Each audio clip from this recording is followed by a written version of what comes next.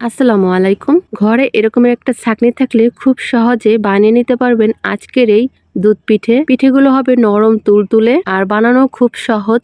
ঘরে চালের গুঁড়া, আটা, দুধ, চিনি এগুলো থাকলে খুব সহজে বানিয়ে নিতে পারবেন নরম তুলতুলে দুধ পাকন পিঠে। এটা খেতে ভীষণ মজার হয়। শীতের দিনে এরকম পিঠা খেতে খুব ভালোই লাগে।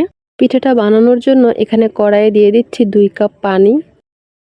এখানে দিয়ে দিচ্ছি হাফ চা চামচ লবণ বা পরিমাণ মতো লবণ।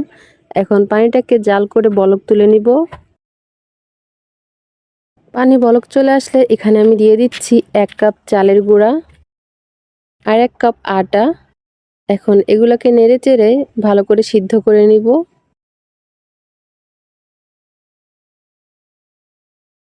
চুলার আঁচটা এই পর্যায়ে মিডিয়াম টু লোতে রেখে নিতে হবে।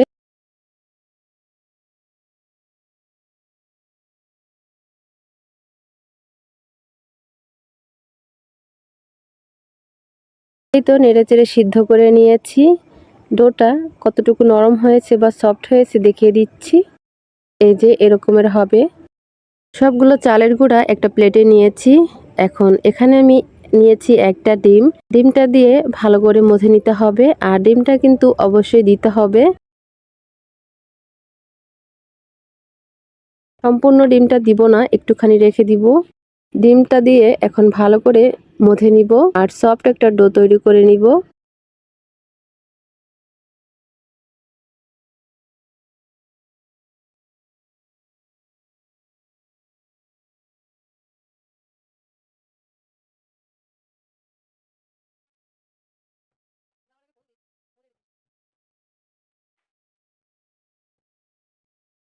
এই তো খুব ভালো করে মথে নিয়েছি আর সফট একটা ডো হয়ে গিয়েছে।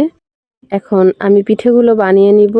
হাতে একটু তেল মেখে নিয়েছি আর এখান থেকে পরিমাণ মতো মিশ্রণ নিয়ে নিচ্ছি। মিশ্রণটাকে প্রথমে হাতের মধ্যে নিয়ে এভাবে গোল করে নিব। তারপরে 2 হাত দিয়ে ভালো করে গোল করে নিতে হবে। এই যে এরকম একটু লম্বা করে নিব। তারপরে যে ছাঁকনিটায় আমি পিঠাটা বানাবো, ছাঁকনিতে একটু তেল দিয়ে দিচ্ছি। ছাঁকনির মাঝ বরাবর রেখে এইভাবে আঙ্গুল দিয়ে চেপে দিলেই কিন্তু পিঠার ডিজাইনটা হয়ে যাবে। বেশি পাতলা করা যাবে না। এই যে এখন এভাবে 2 সাইড দিয়ে তুলে নিব। তুলে নিলেই কিন্তু দেখা যাচ্ছে যে পিঠার ডিজাইনটা হয়ে গিয়েছে। তো পিঠার 2 মাথা দিয়ে এভাবে একটু চেপে দিব, তাহলেই কিন্তু পুরোপুরি ডিজাইনটা হয়ে যাবে। তো আমি আরো একটা বানিয়ে দেখাচ্ছি। পিঠাগুলো বানানো কিন্তু খুবই সহজ। কোনো রকমের সাজ ছাড়াই কিন্তু খুব সুন্দর একটা পিঠা বানিয়ে নেওয়া যায়।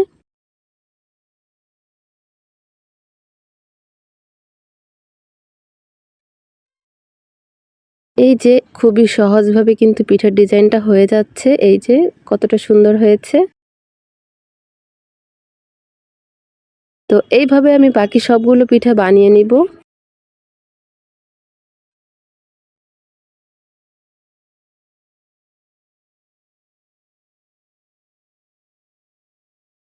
সবগুলো পিঠে বানিয়ে নিয়েছি। এই যে আরো একটা পিঠা বানিয়ে দেখাচ্ছি। পিঠাগুলো বানানোর পরে খুবই সুন্দর লাগে দেখতে। এই যে আরেকটা পিঠা বানিয়ে নিলাম। সবগুলো পিঠা বানিয়ে নিয়েছি। এখন এগুলোকে ভেজে নিব। এখানে প্যানে কিছুটা তেল হালকা গরম করে নিয়েছি। এখন পিঠেগুলো দিয়ে দিচ্ছি। আমি অলরেডি কিছু পিঠা ভেজে নিয়েছি। পিঠাগুলো একে একে দিয়ে দিচ্ছি।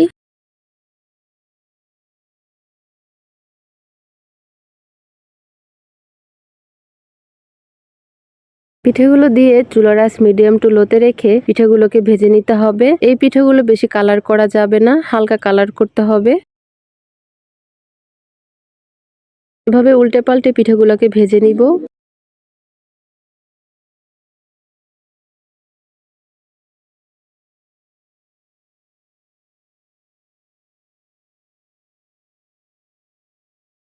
পিঠেগুলো ভেজে নিয়েছি। এখন পিঠেগুলোকে নামিয়ে নেব। এর থেকে বেশি কালার করা যাবে না। এই পিঠেগুলো এরকম কালারই সুন্দর লাগে। আর পিঠেগুলো খুব সুন্দরভাবে ভেজে, আর বেশি মচমচা করে ভাজলে পিঠেগুলো ভিজতে অনেক সময় লাগে, শক্ত শক্ত থাকে। পিঠেগুলো নরম তুলতুলে করতে চাইলে পিঠেগুলোকে হালকাভাবে ভাজতে হবে। সবগুলো ভেজে নিয়েছি, এখন তুলে নিচ্ছি। সবগুলো পিঠে ভেজে নিয়েছি। একটা পিঠে আমি ছিঁড়ে দেখাচ্ছি যে পিঠেগুলো ঠিক কেমন নরম হয়েছে। খুবই নরম তুলতুলে এই পিঠেগুলো, দুধ দিয়ে ভিজানোর পরে আরো নরম তুলতুলে হবে। এখানে কড়াই নিয়েছি, কড়াইয়ে দিয়ে দিচ্ছি গুঁড়া দুধ। আমি 1 কাপের থেকে একটু কম গুঁড়া দুধ নিয়েছি। আপনারা চাইলে লিকুইড দুধ নিতে পারেন বা গুঁড়ো দুধ দিয়েও পিঠেগুলো ভিজাতে পারেন। এখানে দিয়ে দিয়েছি 2 কাপ পানি। দুধটাকে এখন জাল করে বলক তুলে নিব।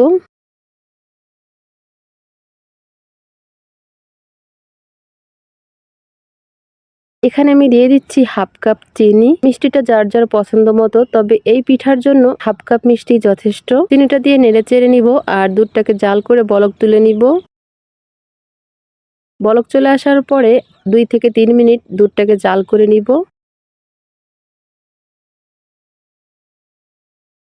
দুধ জাল করে বলক তুলে নিয়েছি বা জাল দিয়ে নিয়েছি। এখন পিঠেগুলোর মধ্যে গরম দুধ দিয়ে দিতে হবে।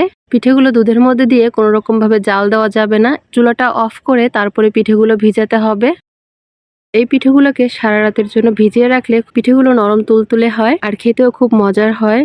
আমি 20 মিনিটের মতো ভিজিয়ে রেখেছিলাম। এখন পিঠেগুলো কেটে দেখাচ্ছি যে পিঠেগুলো কেমন নরম হয়েছে। এই যে পিঠাটা খুব সহজেই কেটে নিয়েছি, খুব সুন্দরভাবে কিন্তু সিদ্ধ হয়েছে। পিঠেগুলো আরো যদি কিছুক্ষণ ভিজিয়ে রাখি তাহলে নরম তুলতুলে হবে আর খেতেও অসাধারণ লাগবে। আমি অল্প সময় ভিজিয়েছি, তাইতে কিন্তু এতটুকু নরম হয়েছে।